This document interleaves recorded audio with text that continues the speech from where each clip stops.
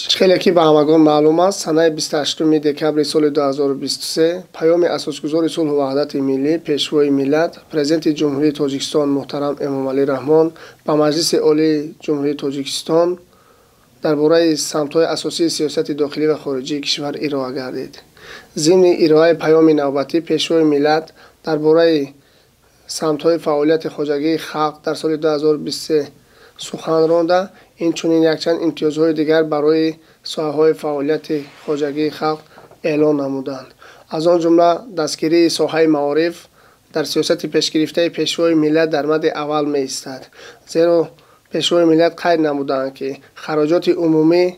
برای ساحه علم و معارف، تندرستی و دیگر ساحه‌های اجتماعی در سال 2017 9.6 میلیارد سومانی را تشکیل میداد که این نشان دهنده در سال 2023 به 18.5 میلیارد سومانی برابر گردید که نظر به سال 2017 1.9 مرتبه زیاد است. اینچنین پیشروی ملت قید نمودند که به ساحه علم و معارف هر چقدر مبلغ لازم باشد صرف میکنیم. دلیل این گفته ها سالهای آخر تأسیس آزمون‌های جمهوریوی می باشد که به واسطه تحت سرپرستی اساسگزار صلح و وحدت ملی پیشروی ملت پرزیدنت جمهوری تاجیکستان محترم امامعلی رحمان برگزار می گردد. در سمت علم‌های دقیق تأسیس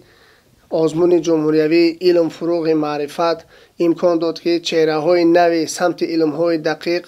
یعنی پیدا گردند. از آن جمله هدف چهارم استراتژی کشور صنعت کنونی با سرعت مملکت می باشد که پیدا نمودن یا عموما کشف این گونه چهره ها امکانیت می دهد که در جمهوری تاجیکستان صنعت رشد کند. البته که مقصد اساسی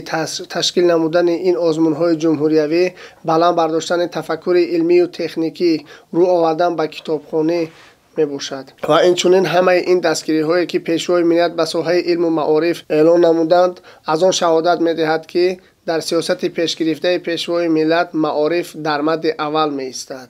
ما همه اهل معارف کشور یک جایت در زیر سیاست پیشگرفته پیشروی ملت در تیار نمودن کادرهای بلند اختصاص جوابگو به طلبات بازار مهنت سهمگزار باشیم و بهر گلگوشکوفی تاجیکستان عزیز سهم ارزنده خود را گذاریم.